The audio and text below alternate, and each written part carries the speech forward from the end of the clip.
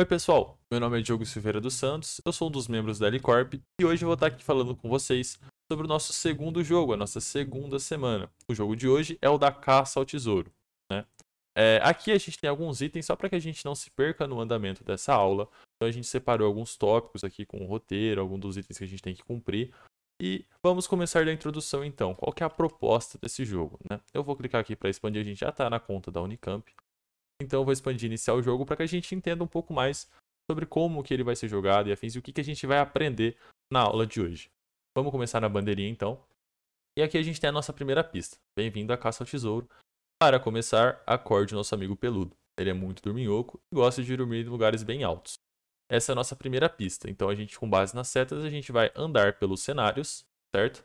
E procurar um amigo dorminhoco. Aqui no caso, poxa, um amigo dorminhoco aqui, hein? Será que é ele? Então a gente clica, tem a próxima pista, e assim o jogo segue. A gente sempre vai ter uma charada, aí a gente fecha a pista aqui, e a gente vai procurando pelos cenários, né? Você pode ir clicando nos elementos, para tentar encontrar cada uma das pistas, até que no final a gente mostra o tesouro. Afinal, o jogo é uma caça ao tesouro.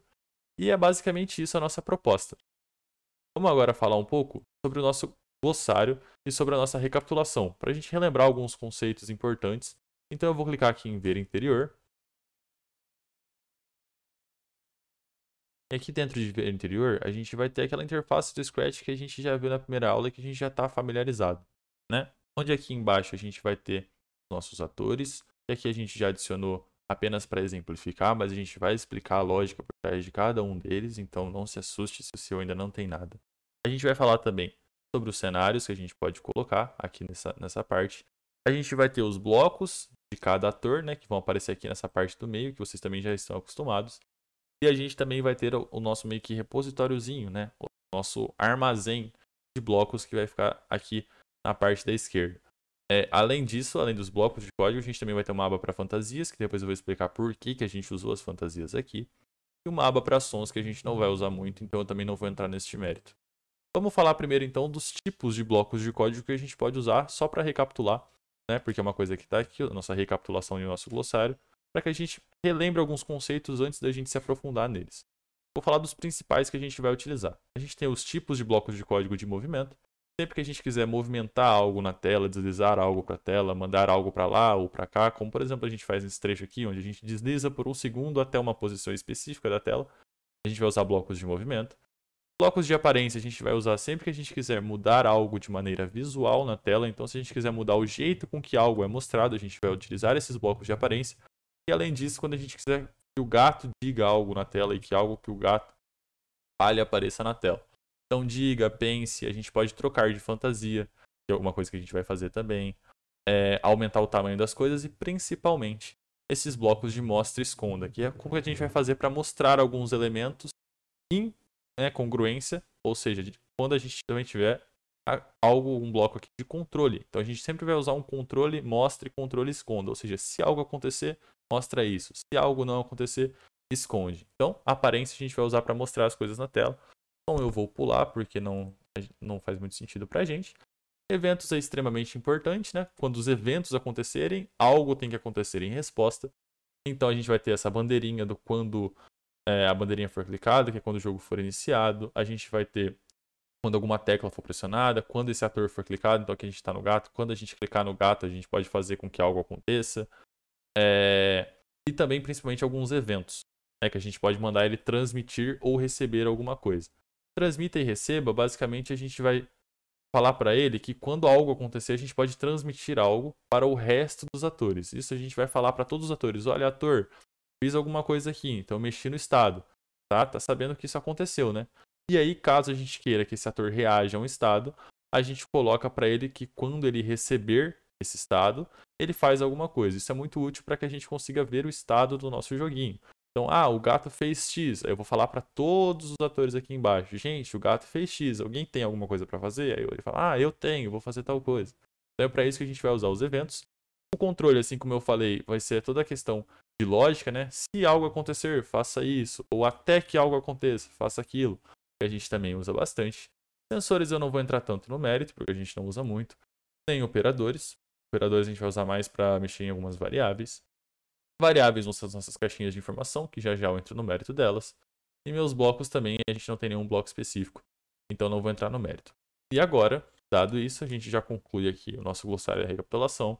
A gente pode começar no nosso roteiro e ver o que a gente vai precisar fazer para montar esse jogo que vocês viram no começo. Então vamos lá. A primeira coisa que a gente precisa saber é saber o que a gente vai precisar guardar. Ou seja, quais tipos de informações o nosso joguinho vai precisar saber para que ele consiga se desenvolver e para que flua tudo bem.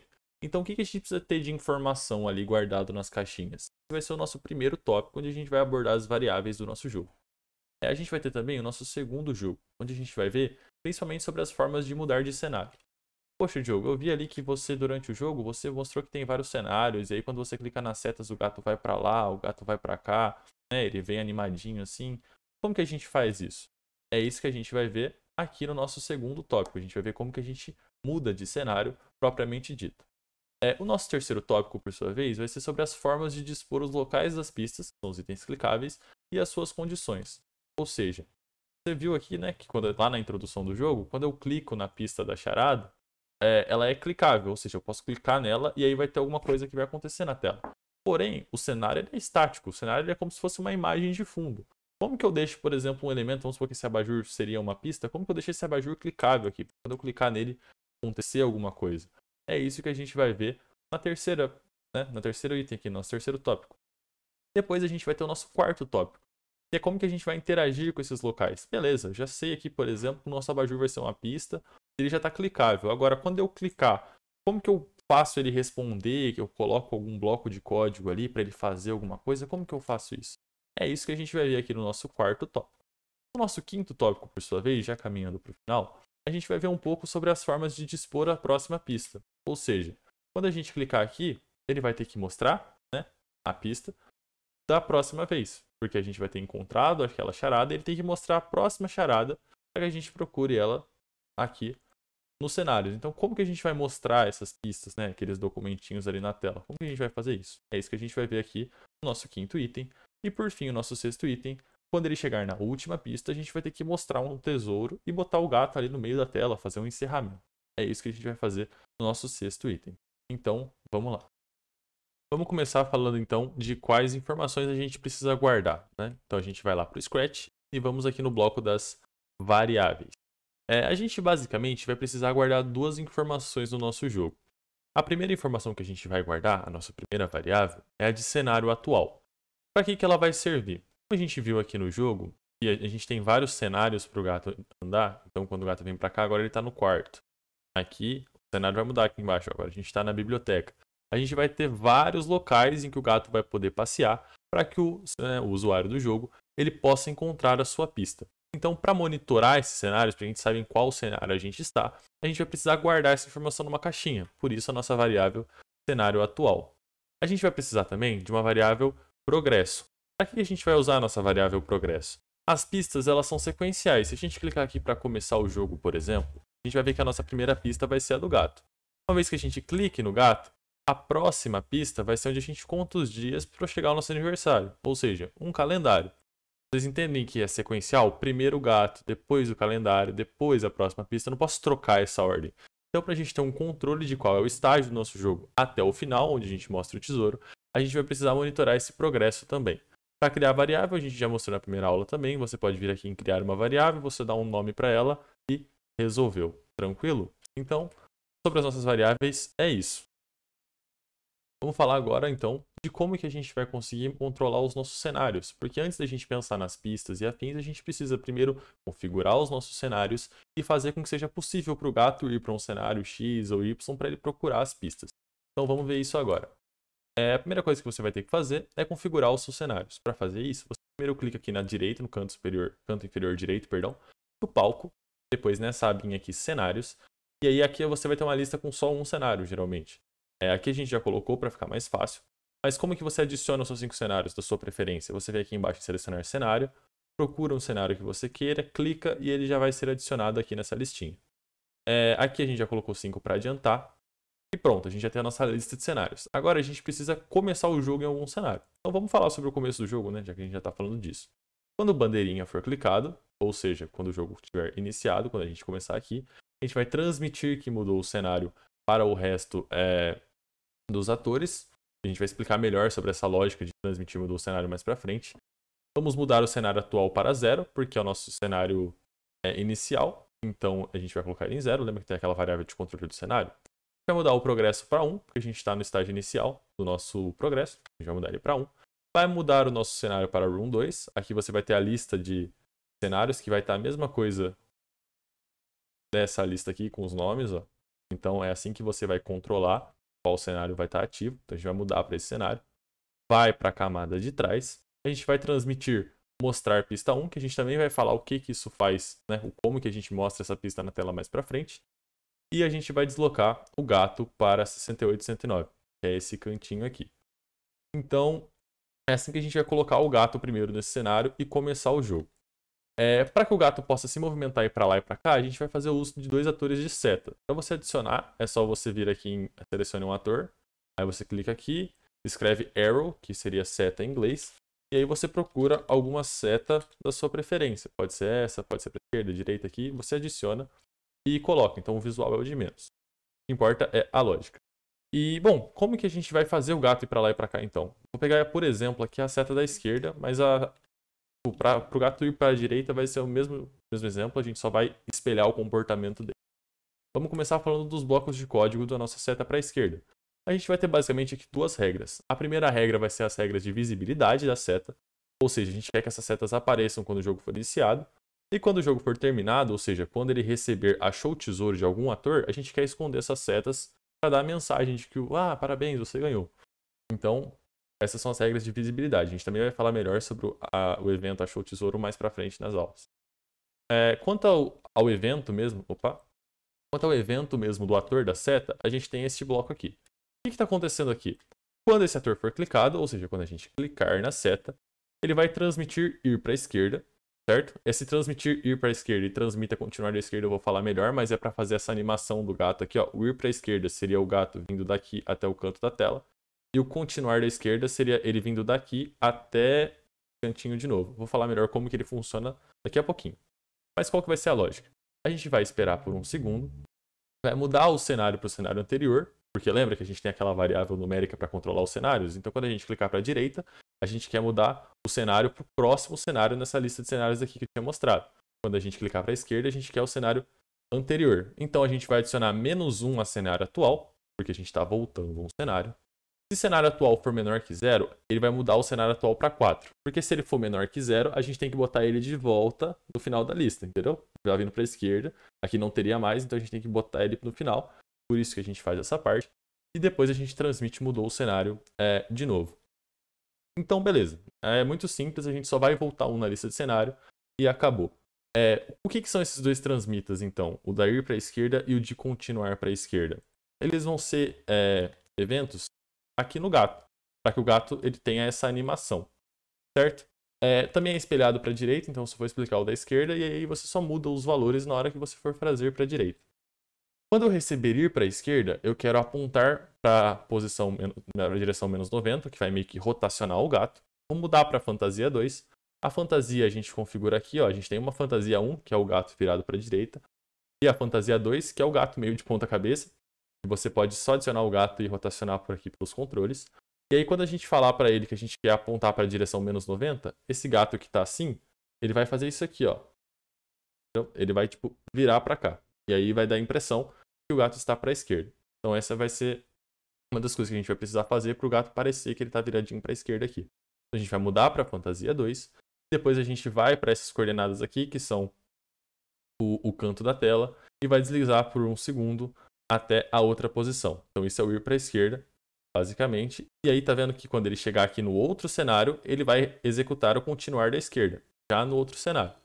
Então o que a gente quer fazer quando ele continuar da esquerda? Ele vai para 272-109, que seria o cantinho da tela, desliza por um segundo até esse lugar aqui e transmite mudou o cenário, para que a gente consiga avisar que a gente mudou de cenário para os outros. Ficou um pouquinho confuso, porém, essa lógica você só vai replicar para ir para a direita também. Então aqui no ator da direita, da seta da direita, a gente vai ter as mesmas 2 regras de visibilidade em cima, e também vamos ter o bloco de código que vai fazer a mesma coisa. Transmitir para a direita, vai levar o gato para a direita. Continuar de à direita, que vai fazer esse trajetinho aqui no outro cenário. a gente vai mudar para próximo do cenário, ao invés de cenário anterior, certo? Naquela lista de cenários. Se ele for maior que 4, a gente bota no 0. Então, dessa vez, se ele for maior que 4, se estiver indo para o final da lista, a gente volta ele no 0, para que a gente sempre esteja em algum cenário. E vai transmitir mudou o cenário para os outros atores do nosso jogo. E com isso, a gente encerra a parte aqui das nossas formas de mudar o cenário. Quando você tiver completado esse tópico, você vai ver que o gato ele já vai estar se movimentando. E agora o que vai faltar pra gente vão ser os locais das pistas, as pistas e o tesouro, que é o que a gente vai falar daqui pra frente. Então, valeu, pessoal.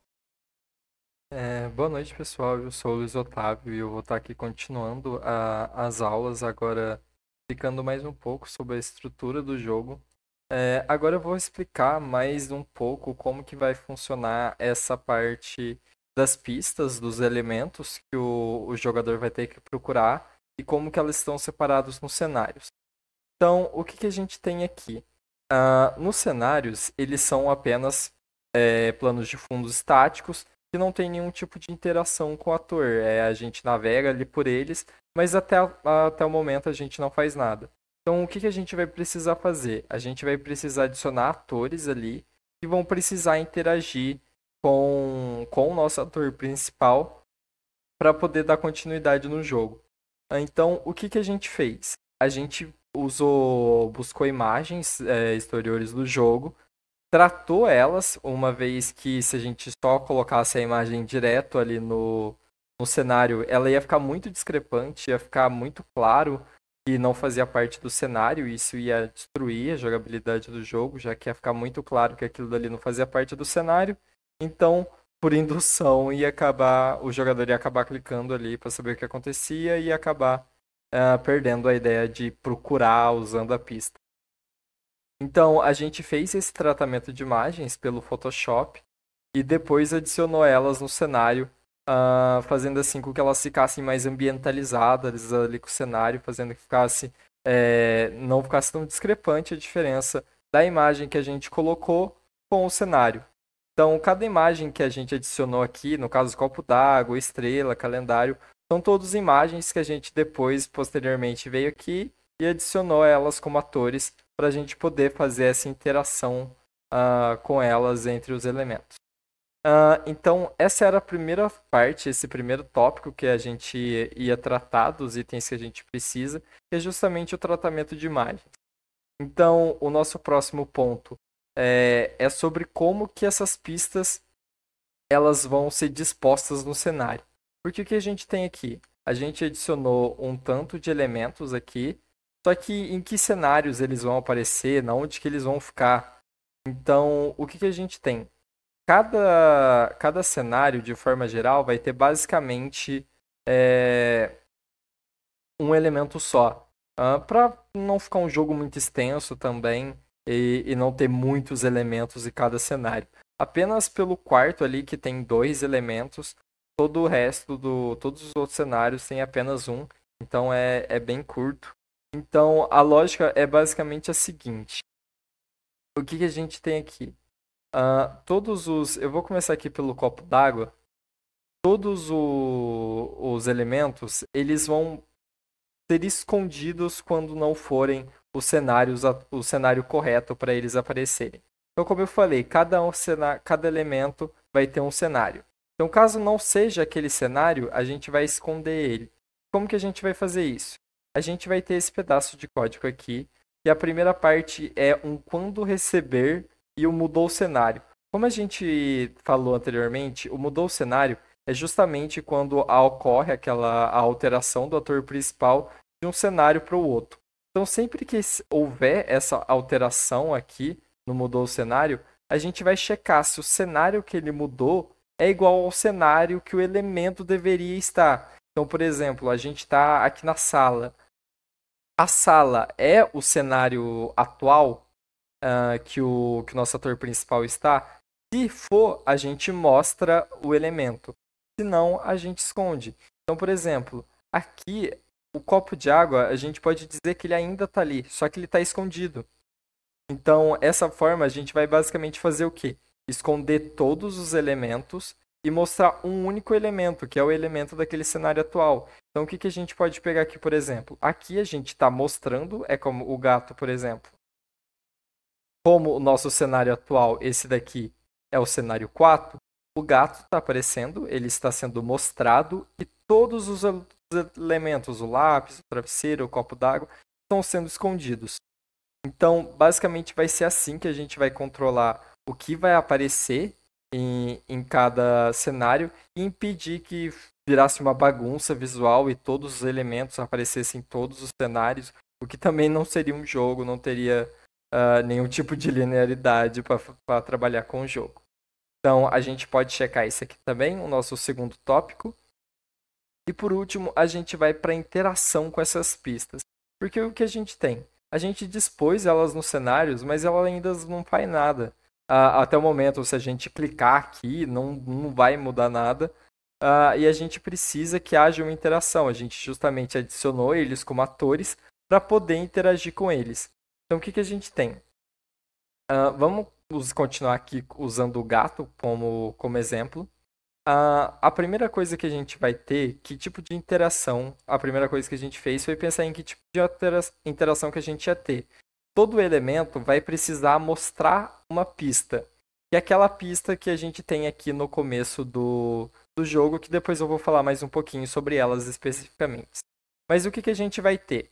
A gente vai ter uma pista que indica um elemento. Esse elemento, ao ser clicado, vai mostrar a próxima pista, que vai indicar para o próximo elemento, e assim sucessivamente, até terminar o jogo. E é exatamente para isso, para ter essa ideia de linearidade, de um depois do outro, a gente utilizou a nossa variável progresso aqui. Então, sempre que a gente tiver aqui, quando este ator for clicado, se o progresso dele for igual a 1, então a gente vai aumentar esse progresso. O porquê que a gente vai fazer isso? Se não, por exemplo, eu achei a primeira dica aqui, que é o amigo peludo, e eu cliquei nele. Ao clicar nele, eu mostro a pista aqui, ele passou por todo esse bloco de código, porque o meu progresso já era 1, já que eu ainda não tinha aumentado ele em nenhum momento, então ele começa ali do 1. Então a gente mudou esse progresso para 2, já que eu consegui, eu passei por esse C aqui, então esse bloco de código foi executado, e eu aumentei esse progresso para 2. E eu transmiti a pista. Mostrei a pista 2, que depois eu também vou explicar. Mas basicamente essa parte aqui vai mostrar a pista. Dá para entender por enquanto. Então aqui no caso, a gente aumentou por quê? Se eu não aumentasse esse progresso, eu vou ficar sempre no mesmo. Então, por exemplo, quando eu for para meu próximo, por exemplo, aqui para o travesseiro, eu vou precisar que esse progresso seja igual a 4. Então, se eu continuar sempre no progresso 1 lá, eu não ia ter nenhum tipo de controle sobre qual ordem, qual elemento eu preciso que o jogador clique.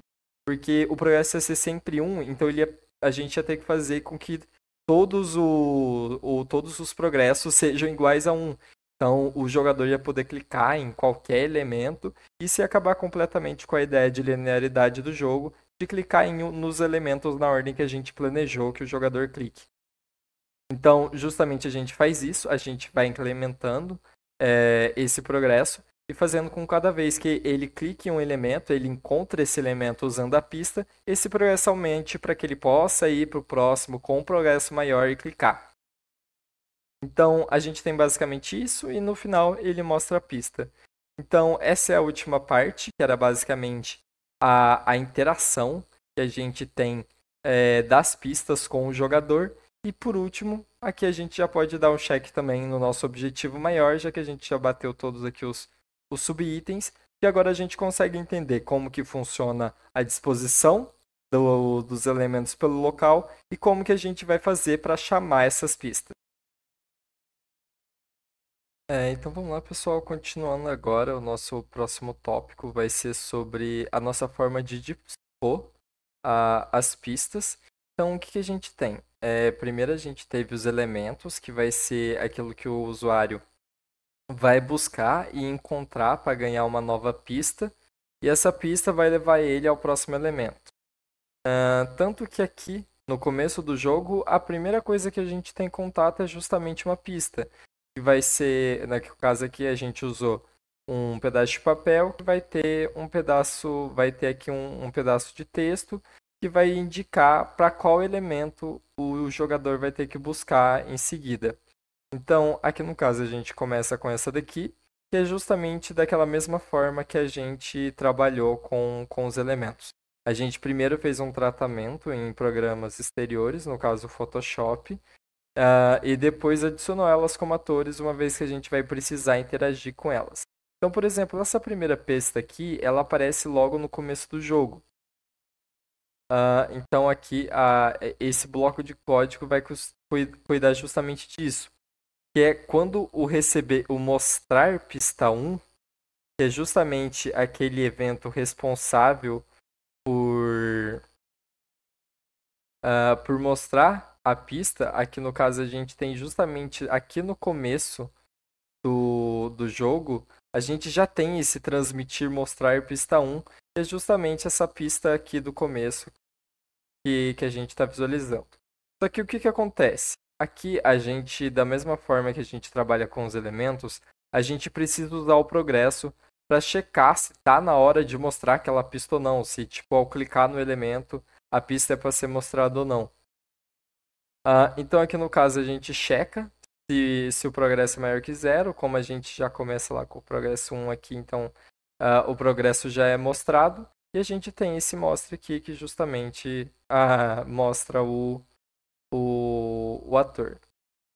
Mas no caso aqui, como atrapalharia a jogabilidade ficar essa pista gigante aqui no meio da tela, a gente precisa esconder.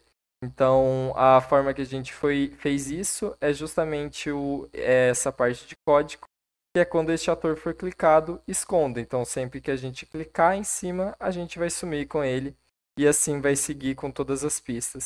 As outras pistas também funcionam da mesma forma. Eles primeiro recebem do elemento, no caso aqui, deixa eu pegar um dos primeiros elementos, por exemplo, o gato. O gato, ele é um elemento que no final aqui do código dele, ele transmite o mostrar pista 1. E essa pista, mostrar pista 2, perdão. E mostrar pista 2. E o pista 2, ele vai receber esse evento, e ao receber o evento, ele checa se o progresso é maior que 1. Uma vez que a gente aqui está checando, está aumentando o progresso para 2, quando a gente chegar lá na pista 2, o nosso progresso vai ser maior que 1. Então a pista vai ser mostrada.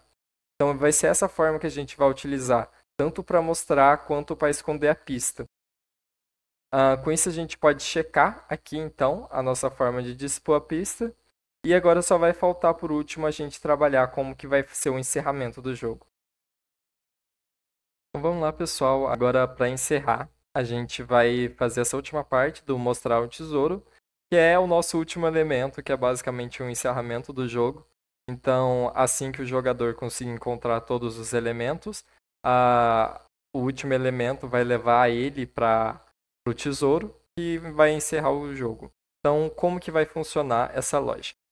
Aqui, na estrela, que é o nosso último elemento, em vez dele, diferente dos outros elementos que vai transmitir ou mostrar pista e vai alterar o progresso, a estrela ela vai transmitir o achou tesouro, que é um evento que vai ser recebido lá pelo nosso gato, que diferente também dos demais elementos que eram recebidos, que esse evento era recebido pela pista.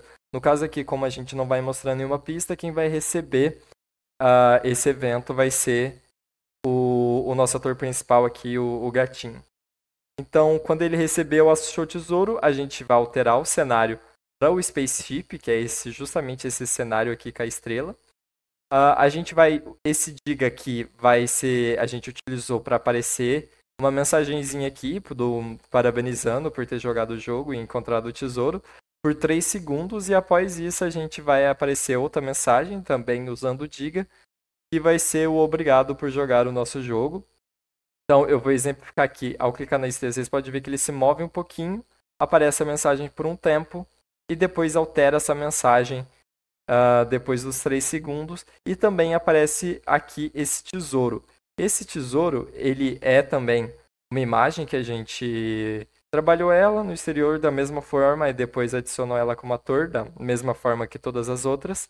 e ela também recebe o Achou Tesouro, e assim que ela receber, a única coisa que ela vai fazer é mostrar esse ator, mas no caso ele não é interativo, porque aí já encerramos o jogo.